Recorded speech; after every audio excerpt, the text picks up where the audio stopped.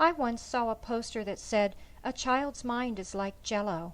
You have to pour in the good stuff before it sets up." When I first read that statement, I thought it was a clever and definitive depiction of teaching. You simply poured in the learning material, and soon after it became knowledge. Super easy. But now I realize that the statement is not so definitive. Hi, I'm Lynn Barrett, and a student in the Adult Education and Training Program at Colorado State University.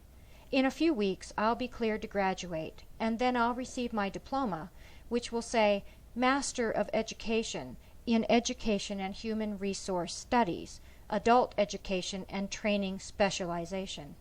I refer to this as AET for short. Overall, I've had an eventful journey through the AET program. Over the course of 3 years and 9 classes, I've come to understand how adults learned best, and I've learned and practiced effective teaching strategies. Along the way, I made important realizations about my own educational experiences, and I reached critical conclusions about myself as an adult learning facilitator. I also was introduced to the founders of adult education, like John Dewey and Jean Piaget, and modern practitioners such as Malcolm Knowles, Cyril Houle, Sharon Merriam, and Michael Galbraith. From the founders, I learned that the keystone to successful adult education lies in adults constructing their own meaning from learning material, and not just memorizing answers and regurgitating facts. From the modern practitioners, I learned that teaching adults is both an art and a science. It's andragogy. Among the modern practitioners, the one I thought to be most interesting was Parker Palmer. When I first glanced at his book, The Courage to Teach, exploring the inner landscape of a teacher's life, I immediately envisioned a story akin to Dangerous Minds, or Lean on Me, or Dead Poets Society. I was surprised to find that it was a self-help book with an air of transcendentalism about it. At first, I was bothered by the transcendentalist disposition of The Courage to Teach. Specifically, Palmer's phrases like community of truth, teaching from the microcosm, and hidden wholeness made me squirm. So did his concept of clearness committees. These expressions, with their connotations of earnest inclusion and embracement, simply did not mesh with my acumen of teaching, learning, and knowing. But then I began to think about the sum and substance of Parker's convictions in terms of my own learning experiences. I realized that inclusion and embracement were not a part of my early learning experiences because the bulk of my experiences came from teachers who employed a marketing model approach to education, in that they taught to the tests. They were distracted by achievement scores and the threat of state or district sanction like this cartoon depicts, and so they did not teach because they cared about my educational best interest. They taught for the sake of meeting national standards. Almost all of my elementary and high school teachers handled me in a manner similar to Palmer's metaphoric characterization of mainstream education. They handled me like a brain-dead patient and wheeled my comatose form from one information source to the next, dripping data bits into my veins in hope that I would absorb enough intellectual nutrients to maintain my vital signs until I graduated. In other words, my teachers did not connect to me, and thereby they failed to connect me to the subject. Ultimately, they failed to connect me to the joy of learning. This failure to connect students to the joy of learning is something that I definitely do not want to perpetuate. Yet at the same time, I am predispositioned to do exactly that. According to the PALS instrument for measuring teaching style by Gary Conti, I am highly inclined to regress to the same teacher-centered style of teaching that my teachers used. So, my journey through the AET program has included watching for this tendency and learning to reflect frequently and acutely upon my design and delivery of learning material. My journey also has included identifying what I do want to perpetuate. I want to perpetuate learning that is purposeful and enduring. I want to facilitate personal growth through critical thinking and reflection, and thereby change perspectives and shift paradigms in a positive way. And ultimately, I want to be an effective adult learning facilitator. And I've developed an image of what I want to look like as an effective adult learning facilitator. This is not literally what I want to look like, of course, but it is a meaningful representation. It illustrates that I espouse 3 principles of masterful andragogical practice: personality, technical proficiency, and interpersonal skills, and I endeavor to integrate them so that I can fill the multiple and sometimes concurrent roles that are required in order to help adults learn. More broadly, this illustration projects that I not only realize these rules, but also appreciate their serious nature and understand the profound effect that adult learning facilitators have upon learners. I realize that adult learning facilitators play multiple and sometimes concurrent roles within the teaching and learning interaction, such as role models, mentors, counselors, and representatives of the institutions for which they teach.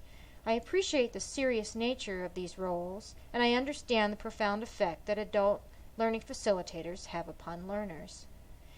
During my journey through the program, this icon became my touchstone.